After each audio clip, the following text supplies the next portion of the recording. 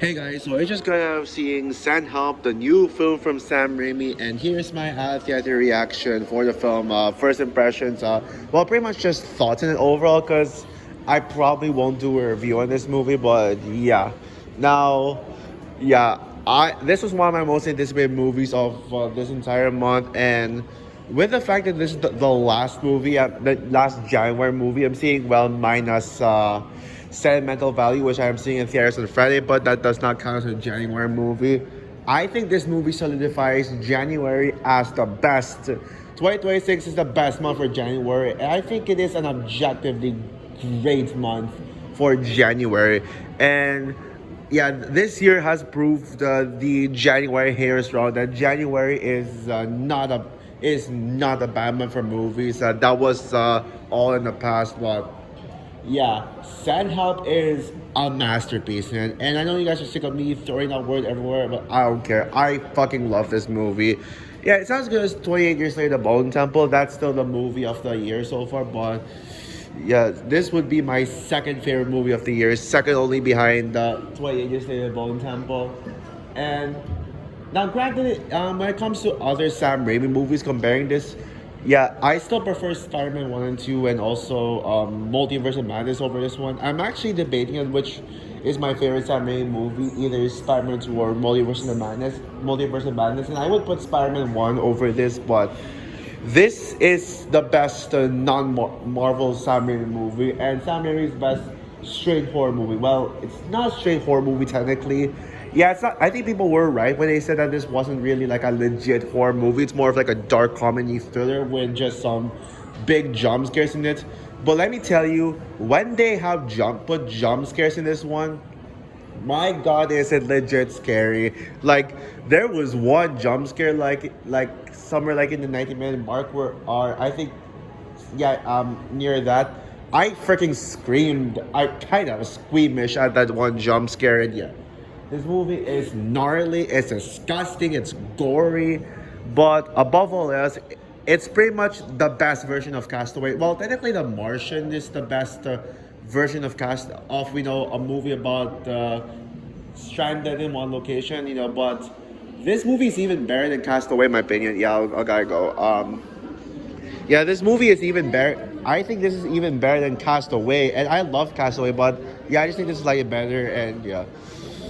I think it's more well executed. I mean, this movie is just smarter when it comes to how this movie deals with survival instincts. It's just done better, better executed, better execution with it, and all.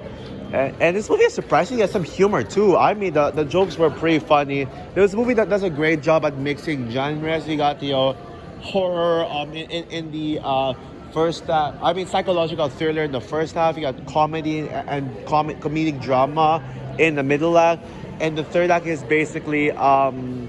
Yeah, the third act is horror in a way. I mean, the first act is also horror, but yeah, I mean, you get my point.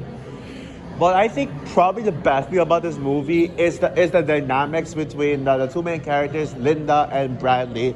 And not only are the chemistry so good, but you get to be in either side. I mean, people will be divided on who are they going to side with. Okay, I'll pass here.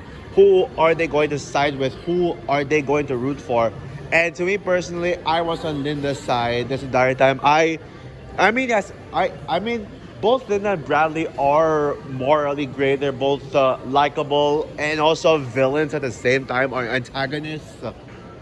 But to me, I think Linda was right. Linda was right. Bradley is not unlikable. But I mean, the movie did a good job at making you hate Bradley. So I think it was well executed. So no, I'm not saying Bradley is unlikable in like a criticism kind of way. Yeah, and yeah, and oh man, the performances. Oh my goodness. Dylan O'Brien gives his best performance yet. It actually made me want to revisit the Maze Runner trilogy, which I do plan on doing soon. In a few days, I will rewatch the Maze Runner trilogy. And Rachel freaking McAdams, this is her best performance since Mean Girls. I'm not sure if it's better than Mean Girls, but yeah, I'm debating on like, but I'd say this is her best performance since Mean Girls, and Linda is my favorite character of the year so far. Honestly, I kind of wish I put a Linda, used a Linda profile pic on my YouTube channel, but I am okay with Jimmy In because Bone Temple still is my favorite movie of the year so far. But yeah, man, go see this movie. It's one of Sam Raimi's best. Yes, this movie is better than both Evil Dead 2 and Drag Me to Hell. Although, don't expect it to be better than his Marvel movies. Not counting Spider-Man 3, of course. That's his worst. Um, so yeah, I highly recommend it. I think this year is a true. I think January truly is getting better and better, and I'm hoping one day people will look back at January and realize that they were way too harsh in January and will just start forgiving January because yeah, this and Bone Temple just prove it. So yeah, definitely a 5 out of 5 movie.